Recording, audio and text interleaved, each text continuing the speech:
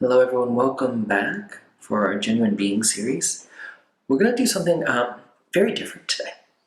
So I feel like we had some early foundational teachings of the Buddha of how we come home to feeling our own Buddha nature, our own sense of wholeness, completeness, goodness as is.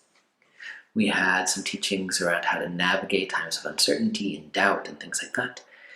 So very like, how do we work with our own mind?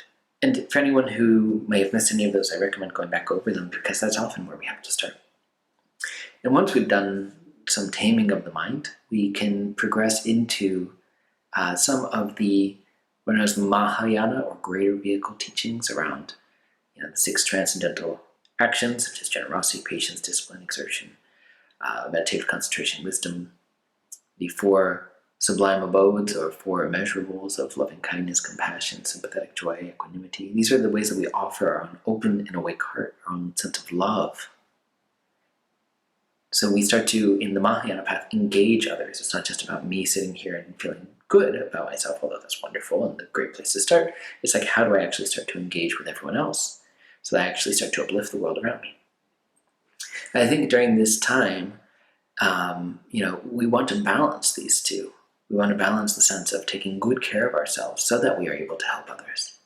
We can't sort of hold one and let go of the other. We have to do both. And for many of us, we end up saying, okay, that sounds great, and I will totally get around to that later. So last week, or 2 weeks ago, I guess, we talked about sort of the choose your own adventure, a sense of like, how do we develop our own path, and where should we go at this stage? How do we go deeper in that commitment? And you might have said, okay, I'm going to launch into this new sort of course, or I'm going to up my meditation practice from 3 days a week to 5 days a week, or I'm going to up it from 20 minutes a day to 30 minutes a day, whatever it is. It's good. And I actually would love to hear what you're committing to and hold you accountable if that's helpful. Sometimes it's nice to have someone sort of say, how is that going? Or, you said you were going to be doing this. Is that something that you're still doing? And then even if we've fallen off for a minute, we say, yes, I'm going to be doing that now. So anyway, I want to give us a bit of a pep talk for wherever we want to go with our practice so that we can cultivate that sense of connection to our genuine being, connection to our own open and awake heart, and be of benefit to ourselves and the world around us. So the pep talk is actually a very traditional one. It's not even like a Lodro Rinsler original. It's what are known as the four reminders, also translated sometimes as the four thoughts that turn the mind to the Dharma or the teachings. And when I say it's a pep talk, it's sort of like it gets us motivated to really lean into whatever we want to commit to for our practice. So whatever you just committed to, here's why we're doing it. And so the four reminders, I'll say them and then I'll break them up, is that this human life is very precious. And the counter to that is the second one, which is it's also impermanent. Everything's impermanent. The time of death is unknown. So we have to take advantage of it. The third is a sense of karma, which is a very complex topic, but that everything essentially in our life has ramifications. So it's interdependent, we could say. And the fourth is we got to practice because ultimately there's suffering all around us, and we'll talk about what samsara, the term samsara means. It's generally referred to as the cycle of suffering. And, we don't want to get stuck there forever. We want to liberate ourselves from that. So these are known as the four thoughts that turn the mind to the teachings. These are the four reminders that we should really commit to our practice and to our study. So let me break these out for you a little bit. The first of these is the preciousness of our human life. So one traditional analogy, if you want to sort of do a visualization with me, is that there is a turtle. And this turtle lives in an ocean that is the size of our entire world. So imagine the entire Earth is just one big ocean. There's nothing out there. No land, no nothing. The turtle just dives in and is there, and every 500 years or so, the turtle pops its head out for a breath of water and then goes back down to the depths. On the surface of this ocean, this whole world ocean, there is what's referred to as a yoke, which is what they would put on oxen, but generally you could think of it as about the size of a hula hoop, maybe a little less. Like a child's hula hoop, I suppose. Anyway, this hula hoop yoke is floating on the surface, and it is said that the likelihood that the turtle will poke its head up and somehow poke its head through that hoop that is floating on the surface of the world during that one breath that it takes every 500 years, that is more likely than us actually obtaining a precious human life. So now I'm going to revert into like traditional Buddhism, and you could say, Lodro, I'm not into the multiple lifetime, I don't know what happens to me after death. I'm all about Buddhism, but I'm not so much into the like multiple realms rebirth thing. Cool. I'm going to offer the teachings. And I think one of the things, I was actually studying something about this not so long ago, Venerable Khandro Rinpoche, a really wonderful Tibetan Buddhist teacher, and she was saying, we should, of course, investigate the teachings. We should mesh with them, but we shouldn't write them off. We shouldn't say, I don't believe in that, and just say, that's not a part of Buddhism now. It's the fact that we sit with that and say, I don't know if that's true. We can be agnostic as opposed to atheistic, so to speak. It's not a perfect example. I shouldn't use those words, but I think we can sort of hold ourselves in wondering about the idea, for example, of where our mind goes or where our consciousness goes after death, as opposed to saying it's nothingness or it's definitely the six realms or whatever.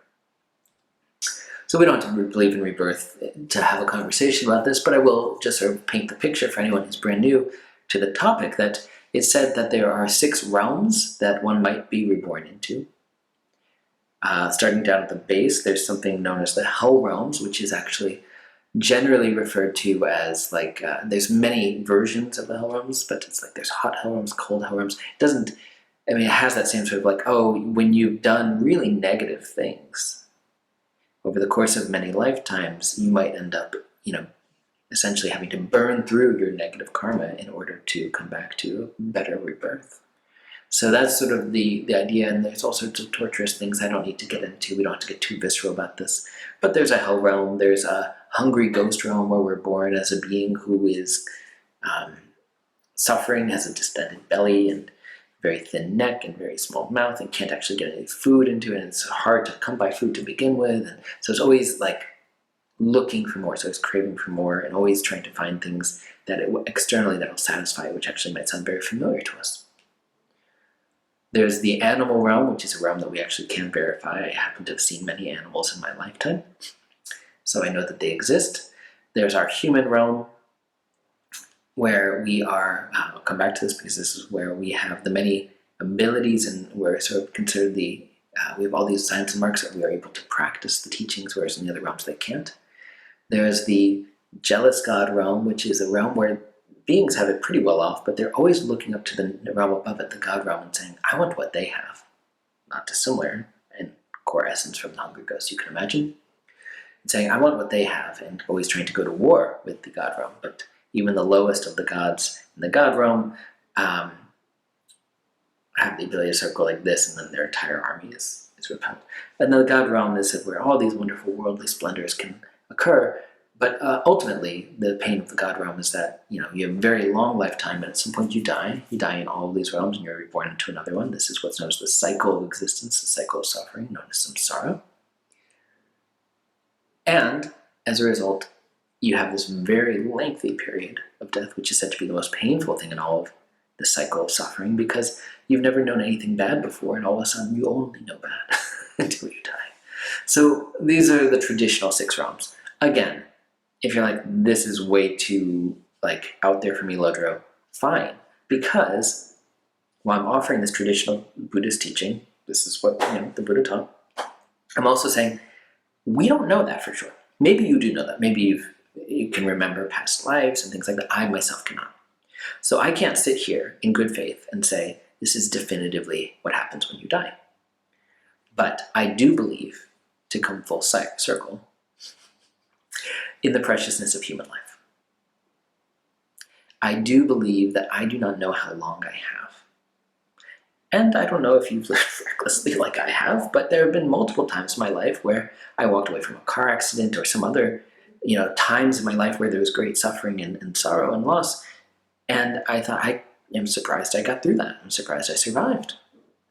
So I've already looked at, I feel like every year I have is actually somewhat like additional time to compare to, times that I could have died or times that I might have died and things like that. So anyway, without making it about me, the idea here is we can look at, even if we haven't had that sort of experience of like, oh, I'm blessed with this current situation of these many years, we can look at the fact that we don't know, looking ahead, how long we have. We might think, oh, I'll live for another couple decades, or we might say, I only got a couple years left.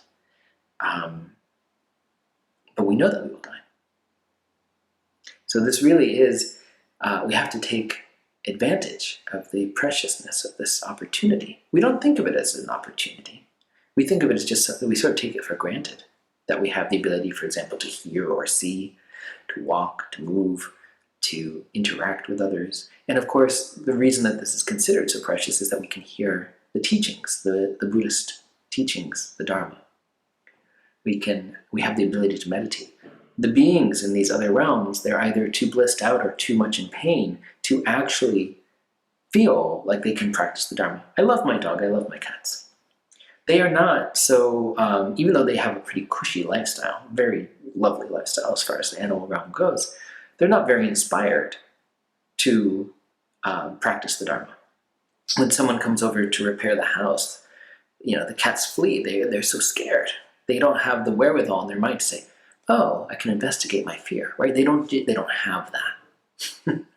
So, even though they have a nice life in the animal realm compared to all these other animals that are either always looking to find where they can get food or worry that they're going to become food, it's still very hard. So they can't practice the Dharma. They don't have the ability, but we have the ability. Certainly none of the other realms do. So this is why it's so precious that we have the ability to practice. And this relates to our second of these 4 thoughts that turn the mind, which is that of impermanence and death. Traditional contemplation would be, this body will be a corpse. Death comes without warning. We don't know when we'll die. I might think, particularly now that I live in somewhere pretty rural, that I won't walk outside and get hit by a bus, but I don't know. Maybe I will. I don't know how long I have. So I have to take advantage of this life. We might say, okay, but I'll practice later, I'll study that text later, I'll study it later, I'll catch up on the videos later. We don't know how long we'll have. So even contemplating, oh my gosh, I don't know that, might motivate us to apply ourselves today. There's an old saying in Tibetan Buddhism, even if we die tomorrow, we can still study tonight. Which I think is great because we're sort of preparing ourselves for whatever might come up. Either around the time of death or in the rest of our life, but either way we can show up for ourselves and for others, having applied ourselves to the Dharma. So I don't think I have to harp too much on the preciousness of human life. Well, I've already harped on precious human life. I don't have to harp too much on permanence and death. Everything is impermanent. Sometimes this is good news for us. Like if we feel very heartbroken, or we feel like this time of quarantine is unbearable, the good news is that it will shift, it will change. That's just the nature of reality. Everything shifts and changes, so it will at some point shift and change. And then maybe things will shift and feel in a good way. That's also good news. So impermanence isn't meant to scare us. Death isn't meant to scare us. It's meant to sort of make us appreciate our current circumstances. It's meant to help us wake us up to, so we can be in tune with reality as it is. The third of these 4 thoughts that turn the mind to the Dharma, or our teachings, i.e. that inspire us, is that of karma, which is a very complex notion. But, I think is often summarized that if you plant a pear tree, you're going to get pears. If you plant, corn seeds, you're going to get corn. This is the nature of it, right? Whatever we plant, it will bear fruit. So we know that in the world around us. We don't plant a tree and expect it to become a school bus. We expect it to grow and continue to become a tree, right? If we plant jealousy in our minds, we will live a jealous life. If we plant not enoughness in our minds, a sense of doubt and uncertainty and poverty mentality, then we will live a life that no matter how much we gain, we will always feel poor. If we plant some of the qualities that we have been talking about, like generosity, loving kindness, compassion in our hearts, in our minds, then we live a very rich life. In fact, we live a life that feels very marked by the energetic feelings of love and generosity and all that. So what are we planting in the minds? That's karma. Because whatever we plant in the mind will give fruit in our own speech and our activity. There's I think I might have mentioned this before, this triad of Buddhism, that there is body, speech, and mind. So whatever starts in the mind, whether we place a lot of seeds of seemingly negative things or seemingly positive things, it will then bear fruit. If we hold our mind in constant stress, our spouse asks, how was your day? And we just talk about things that stress us out, and then we are agitated and because we're giving life to it. It's like we were on our phone and we're checking our email because we're still in stress, we're not even with them. If we are able to acknowledge the stressors, like we do in mindfulness practice, we acknowledge it and come back to the breath. Cultivate a sense of presence. How was your day? How was my day? It was nice. I was able to appreciate the fall foliage. I had some time to drink my coffee. How was your day? Now we're actually engaging in gentle speech. We're actually holding a sense of presence. Our activity is becoming more grounded in the seeds that we've been cultivating of mindfulness, of being present. So this is karma. We could talk about, again, there's the multiple lifetime thing and I can get very complex. And if people are interested in that, I'm happy to either say more or provide resources around it. But that's karma.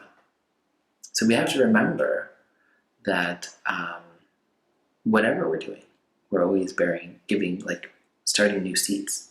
Sometimes, I was listening to something earlier today by a friend and colleague, and he used the analogy that, on a societal level, people also say, well, so is this our karma, that we have a pandemic, or that we have, racist politicians, or that we are so politically divided, or whatever you might have in your mind. You might say, is that our collective karma? And the analogy that was given was like that of a credit card bill coming due. We've been sort of racking up the credit card, and then the interest is coming, and the interest is adding up, and the interest is adding up. At some point, the knock on the door comes saying you have to pay your bill, right?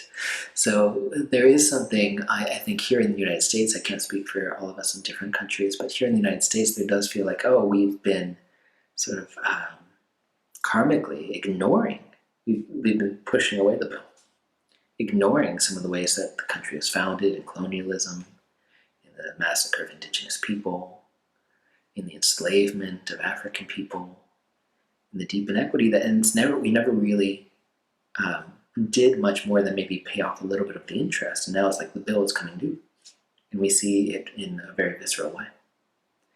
From a karmic point of view, and this is interesting, this is the point that my colleague was making, that's not a bad thing. It's actually a good thing for us to pay the bill, and then we can actually move forward. And I don't mean this literally. I'm using an analogy, of course, of a credit card. But what I'm saying is we do have to address the issues. We do have to lean into them, to look at them as a society and say, there's something that's not working here, in order for us to move in a different direction that might actually be working, right? So from that sense, it's not a bad thing. It's we have to do it. I'm not saying, by the way, that some of the pain, the suffering that people are experiencing right now is good. I'm saying we have an opportunity to look at some of the systemic ways that we have trapped ourselves in suffering so that we can move in a different direction. That's the good part. The fact that people are suffering is effing horrible, to be very clear.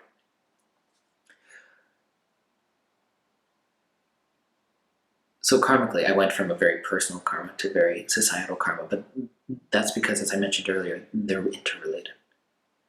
So the truth of interdependence is that we have an effect on everything around us. We all do. It's not like just me, Lodro. I'm not special. If I am teaching a meditation class, and the way I show up is going to affect other people. If you work at a grocery store, checking people out, you might interact with many more people than I do in a given day. Hundreds, I don't know. And you have a moment or a minute or 3 minutes with each of them, and you actually are there. And you can either sort of ignore them and ignore their humanity, or try and connect to their humanity and come from a place of bodhicitta, open and awake heart. In either way, you're having an effect on these people around you. So we are always having an effect on those around us. And what is society, this massive thing society, if not a bunch of individuals in conversation with each other, in communion with each other? So that's the idea. Even some of these big societal issues, it doesn't actually say like, oh, that's racism, something out there. You know, colonialism, something out there. It starts in our own mind. This is why I'm so happy to see so much anti-racism work and so much, being uncovered around conversations around Indigenous people. So there's some sense of like, oh, we have to look at our own minds so that we don't continue to make the same mistakes in the future. So it starts with a bunch of individuals saying, I'm going to work with my mind. And then the more we do that, the more we're actually creating a positive influence on the people we interact with, whether we check out groceries, whether we teach meditation, whether we do something else entirely, whether it's just us alone with our family, raising our children. We have an effect on all of it. That's karma. And then all of that has a ripple effect in society overall. Society is not something out there. It's us. It's us in conversation right now.